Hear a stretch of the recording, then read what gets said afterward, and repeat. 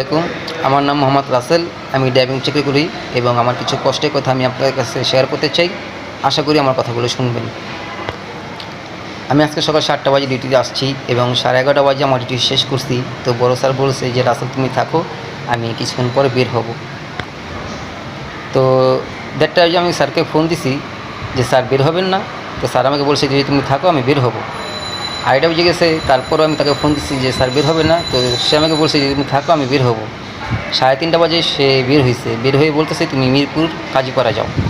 মিরপুর কাজীপাড়া আসছি, তো 4টার দিকে আমি এখানে পৌঁছেছি। তো উনি নিচের থেকে গাড়িতে নেমে বলে যে তুমি থাকো, আমি আসছি।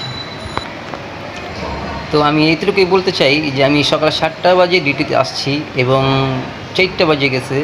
সে আমাকে বললো না যে রাসেল তুই লাঞ্চ করছিস কিনা বা কিছু খাইছিস কিনা। তো সে আমাকে বলতে পারতো 50 টাকা দিয়ে যে এলা তুই কিছু খেলে বা লাঞ্চ করিনি।